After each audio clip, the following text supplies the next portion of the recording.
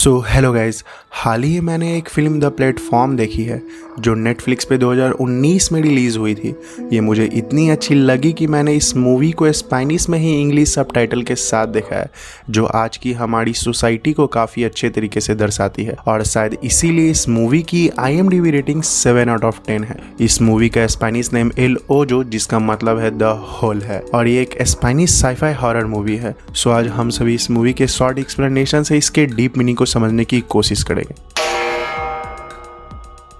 So guys, movie की शुरुआत में हमें एक किचन दिखाया जाता है जहां कई कुक अलग अलग तरह के डिशेस तैयार कर रहे होते हैं और वहीं उनका मेन शेफ ये चेक कर रहा होता है कि ये सारे डिशेस सही तरीके से तैयार किए जा रहे हैं या नहीं। सो इसके बाद हम मूवी के मेन कैरेक्टर गोडेंग को जागता हुआ देखते हैं, जो एक सीमेंट के बने सेल में कैद होता है जो जेल जैसा लगता है, और इसके वॉल पर 48 नंबर लिखा होता है। यहाँ उसका एक सेलमेट होता है त्रिमागासी। सो यहाँ ये लोग गाइस एक वर्टिकल सेल्फ मैनेजमेंट सेंटर में कैद होते हैं, जिसे मूवी में त्रिमागासी द होल या फिर द पिट कहता है। यहाँ जो भी लोग आते हैं वो अपनी मर्जी से आते हैं, जिसका एक इंटरव्यू भी होता है, और हर सेल में 2 लोगों को रखा जाता है। यहाँ हर सेल में फूड एक प्लेटफॉर्म पर आता है जो ऊपर के टॉप लेवल 0 से शुरू होता है और नीचे के बॉटम लेवल तक आता है। फिर वह प्लेटफॉर्म तेजी से ऊपर चला जाता है ताकि उस पर कोई बैठे ना, और ये प्लेटफॉर्म किसी मैग्नेटिक फील्ड के कारण ऊपर नीचे मूव करता है। सो जो भी फूड आइटम होता है उसे टॉप लेवल 0 पर अच्छे से उस प्लेटफॉर्म पर रख दिया जाता है, जिसके बाद वह प्लेटफॉर्म हर सेल में एक फिक्स टाइम पीरियड के लिए आकर रुक जाता है, जिसे जितना खाना है वो उस प्लेटफॉर्म से खा सकता है, लेकिन अपने पास कुछ नहीं रख सकता। अगर कोई ऐसा करता है तो उस सेल का टेम्परेचर बहुत ही गर्म या बहुत ठंडा कर दिया जाता है जब तक कि उसकी मौत ना हो जाए, नहीं तो वो उस फूड को ही फेंक दे।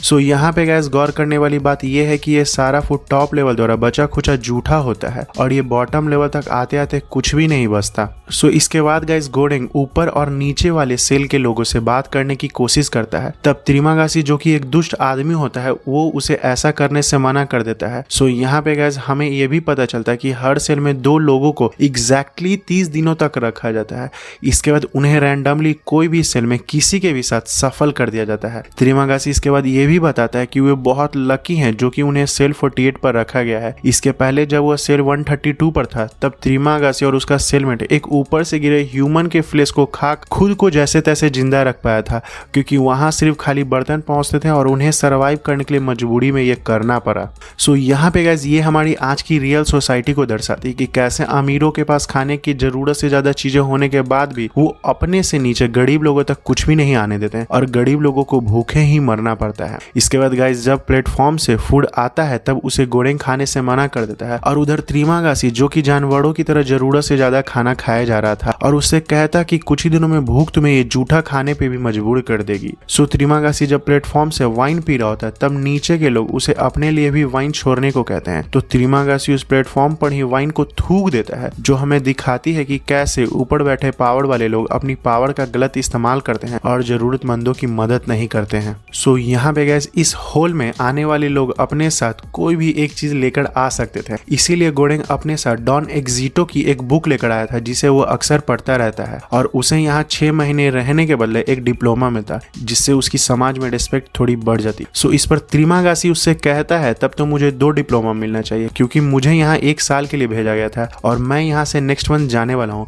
सो त्रिमागासी यहाँ एक कैदी होता है जिसने टीवी को अपने घर से बाहर फेंक दिया था, जो एक आदमी के सर पर गिरती है, जिसके कारण उस आदमी की वहीं पे तुरंत मौत हो जाती है, और त्रिमागासी अपनी गलती मानने से इनकार कर देता है, इसीलिए उसे यहाँ भेजा गया था, और वह अपने साथ एक नाइफ लेकर आता है, और फिर धीरे धीरे इन दोनों के बीच कुछ समय में अच्छी खासी दोस्ती हो जाती है। सो कुछ टाइम बाद गोडेंग प्लेटफॉर्म से एक लड़की मिहारू को आता देखता है जिसकी वो मदद करना चाहता है, लेकिन त्रिमागासी, जो कि एक दुष्ट आदमी होता है, वो उसे ऐसा करने से मना कर देता है और बताता है कि वो अपने बेटे को ढूंढ रही है, जिसके लिए वो महीने में एक बार टॉप लेवल से नीचे ग्राउंड लेवल तक खाने को प्रोटेक्ट करता हुआ जाती है। इसके और इसके खाने के बीच में जो भी आता है वो उसे मार डालती है, और हम ऐसा होते देखते भी हैं। सो इसके बाद जब गोडेंग जागता है तो वह खुद को त्रिमागासी द्वारा सेल 171 के बेड पर बंधा हुआ पाता जाता है, जहाँ त्रिमागासी उससे कहता है कि हम जिस लेवल पर हैं वहाँ सिर्फ खाली बर्तन ही पहुँचते हैं और यहाँ हमें खुद को सर्वाइव करने के लिए एक दूसरे को मारकर खाना होगा। हम किसी तरह एक सप्ताह तो निकाल लेंगे लेकिन इसके 8वें दिन हमें एक दूसरे को मारकर खाना होगा। और वो ऐसा ही करता है। जब 8वां दिन आता है तो वो गोडेंग के पैर से एक फ्लेश का टुकड़ा काट कर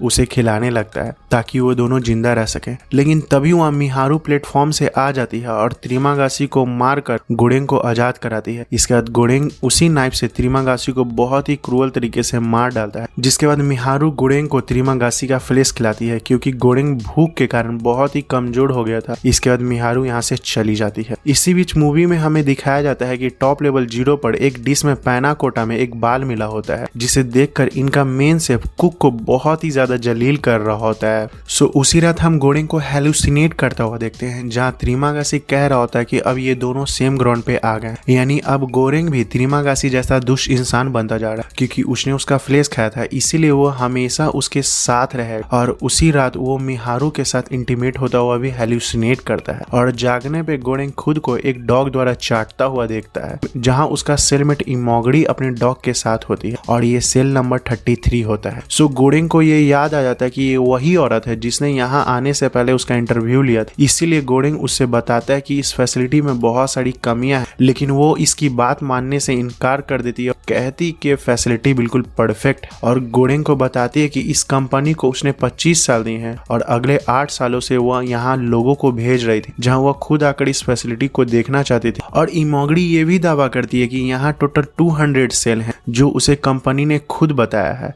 फिर इसके बाद यहाँ प्लेटफॉर्म से ऊपर का बचा कुछ जूठा भोजन आता है, जिसे इमोगड़ी खाने से मना कर देती। सो इसके बाद धीरे धीरे वो रियलाइज करती कि सच में सिस्टम में बहुत सारी कमियां हैं और उसे यहाँ पे इतनी खराब कंडीशन के बारे में जरा भी नहीं पता कि यहाँ पे लोगों को खाना तक नहीं मिलता। और यहाँ आते समय उसे एक अपॉर्चुनिटी मिली थी, जिसकी वजह से उसने गोडेंग के सेल में आना चुना, क्योंकि एक वही ऐसा था जो यहाँ आते समय अपने पास एक बुक लेकर आया होता है और वो इस सिस्टम में चेंज ला सकता है और खुद भी ऐसा करना शुरू कर देती है। सो इसके बाद हम इमोगड़ी को टॉप टू बॉटम लेवल वाले लोगों के लिए फूड का डिस्ट्रीब्यूशन करते देखते हैं, जिसे वे नीचे वाले लोगों को भी करने को कहती है ताकि खाना बॉटम लेवल तक पहुंच सके और सिस्टम में एक चेंज आ सके। लेकिन 2 वीक तक ऐसा करने के बाद भी इमोगड़ी की बात कोई नहीं मानता। आखिरकार 15वें दिन गोडेंग इसकी बात मनवाने के लिए नीचे वाले लोगों को डांटता है और कहता है कि अगर ये इमोगड़ी की बात नहीं मानेंगे तो वो उस प्लेटफॉर्म पे मलमूत्र कर देगा। और फिर वे लोग इसकी बात मान लेते हैं। इस पर इमोगड़ी ऊपर के सेल को भी धमकाने को कहती है, जिस पर गोरेंग कहता है कि वो ऊपर मलमूत्र नहीं कर सकता। यहाँ पर इन दोनों के बीच में स्पॉन्टेनियस सोलिडारिटी को लेकर बहुत आर्ग्यू भी होती है, जिसका मतलब है किसी काम को अपनी मर्जी से एकजुटता के साथ करना। सो कुछ दिनों बाद मिहारू इन्हें जख्मी हालात में प्लेटफॉर्म पर मिलती है, जिसका इलाज ये लोग करते हैं और गोडेंग इमोगड़ी को इसके बेटे के बारे में बताता है, जिस पर इमोगड़ी कहती है कि मिहारू यहाँ अकेली आई थी क्योंकि उसी ने यहाँ आने से पहले उसका इंटरव्यू लिया था। और ये भी बताती है कि यहाँ के एडमिनिस्ट्रेशन का एक स्ट्रिक्ट रूल है कि 16 साल से कम के लोग यहाँ नहीं आ सकते। सो इसके बाद मिहारू जागते ही इमोगड़ी के डॉग को मारकर खा जाती है, जिसके कारण इमोगड़ी बहुत ही ज्यादा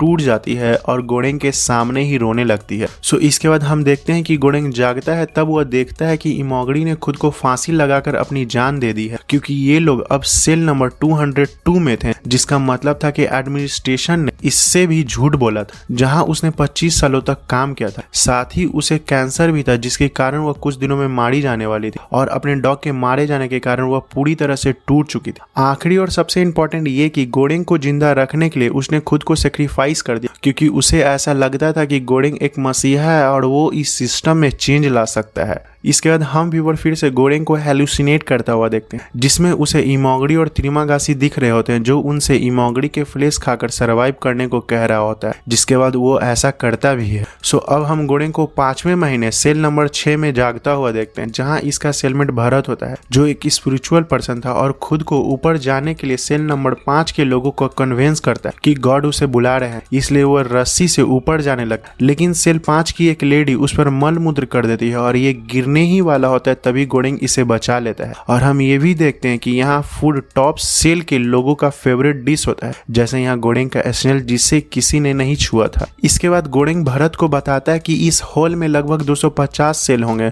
जो उसने अंदाजा लगाया है, और अब ये लोग एक प्लान बनाते हैं कि ये लोग प्लेटफॉर्म पर ही बैठकर खाने को 50 लेवल तक प्रोटेक्ट करता हुआ जाएंगे और किसी को कुछ भी नहीं देंगे, क्योंकि उन लोगों ने कल ही भरपेट खाया होगा। और 51वें लेवल से हम खाने को बांटता हुआ 250 लेवल तक जाएंगे ताकि खाना सभी को मिल सके। इसके बाद वो लोग ऐसा ही करते हैं और कुछ लेवल नीचे जाने पर भरत के गुरु मिलते हैं जो उससे कहते हैं कि डायलॉग बिफोर फाइट, यानी कि तुम पहले लोगों को प्यार से समझाओ, अगर वो ना माने तो फिर उन्हें मारो पीटो। इसके गुरु ये भी कहते हैं कि इन्हें एडमिनिस्ट्रेशन के लिए मैसेज के तौर पर कोई एक डिश को प्रोटेक्ट कर उन तक पहुंचाना होगा, और वो एक पैनाकोटा को प्रोटेक्ट करते हुए आगे बढ़ते हैं। इसके बाद ये दोनों देखते हैं कि मिहारू से दो लोग फाइट कर रहे होते, तो ये दोनों उसकी जान बचाने के लिए उसकी मदद करते हैं, लेकिन मिहारू अब मारी जा चुकी थी। सो इसके बाद गाइस गोडेंग और भरत यहाँ से निकलते हैं और 250 लेवल से होता हुआ आगे 333 लेवल पर पहुंचते हैं। और यहाँ पे जाकर गाइस हमें मूवी का सबसे इंटरेस्टिंग प्लॉट के बारे में पता चलता है कि सच में मिहारू का कोई बेटा नहीं बल्कि बेटी थी जो लेवल 333 पर छुपी हुई थी, और शायद इसीलिए मिहारू महीने में एक बार खाने को प्रोटेक्ट करता हुआ इस सेल में आती है और इसके लिए महीने भर का खाना छोड़ देती है, क्योंकि इस लेवल पर एडमिनिस्ट्रेशन का कोई रूल काम नहीं करता है, यानी कि इस सेल का टेम्परेचर में कोई चेंज नहीं आता है, जो इस बात को दर्शाती है कि सिस्टम में इसी तरह से चेंज आएगा। इसके बाद गोडेंग उस लड़की को पैनाकोटा खिला देता और सो जाता है। सोने के बाद ये ड्रीम देखता है जिसमें भरत इससे कह रहा होता है कि मैसेज पैनाकोटा नहीं बल्कि ये लड़की है। सो जब गोडेंग अगले दिन जागता है तब वह देखता है कि भरत बहुत ज्यादा ब्लड लॉस के कारण मारा जा चुका है, और वह इस लड़की को लेकर सबसे नीचे वाले लेवल में आ जाता है जहां बहुत अंधेरा होता है, और यहाँ वह त्रिमागासी को हेलुसिनेट करता है जो इससे कहता है कि the message require no bearer, यानी कि इस मैसेज को गोरेंग की जरूरत नहीं है, और वह उस प्लेटफॉर्म से उतरकर त्रिमागासी के पास आकर खड़ा हो जाता है। फिर ये दोनों उस लड़की को प्लेटफॉर्म से ऊपर जाते देखते हैं और मूवी यहीं पे खत्म हो जाती है। सो आई नो गाइज आपको इस मूवी को देखने के बाद काफी सारे डॉट होंगे जिसे मैं वन बाय वन क्लियर करने की कोशिश करूंगा। सो सबसे पहला डॉट ये कि आखिर ये सब क्या हो रहा था। तो मेरे ख्याल से ये सारा कुछ एक सोशल एक्सपेरिमेंट था जिसमें कुछ लोगों को सेम सेलमेंट के साथ टॉप लेवल पर रखा जाता था, फिर इसके बाद सीधे उन्हें बॉटम लेवल पर भेज दिया जाता था जहां वो किस तरह से रिएक्ट करते खुद को सरवाइव करने के लिए ये देखा जाता है, जैसा कि हम मूवी में त्रिमागासी, इमोगरी और भरत को गोडेंग के साथ देखते हैं। सो इसके बाद मिहारू की बेटी कैसे आई जो 16 साल से कम एज की थी। इस मूवी में हमें दिखाया सभी लोगों ने अपने साथ कुछ न कुछ चीज लेकर यहाँ आ सकते थे, और शायद इसीलिए मिहारू भी अपने साथ अपनी बेटी को लेकर आई होगी, जो कि इस सिस्टम में कमियों को दिखाता है जैसा कि हमें आज की रियल सोसाइटी में देखने को मिलती है। और इस मूवी में हमें आखिरी सेल 333 दिखाया जाता है जिसके बाद एक डार्क ब्लैंक सेल होता है। सो गाइस इस मूवी से रिलेटेड काफी सारी थ्योरी है जिसे मैं बताने लगूं तो ये वीडियो काफी लंबी हो जाएगी। सो आई होप गाइस आप लोगों को इस मूवी का शॉर्ट एक्सप्लेनेशन पसंद आया हो तो आप मुझे नीचे कमेंट में जरूर बताएं और इस वीडियो को लाइक करें। फिर मिलेंगे हम ऐसे ही एक और न्यू वीडियो के साथ, तब तक के लिए बाय बाय गाइस।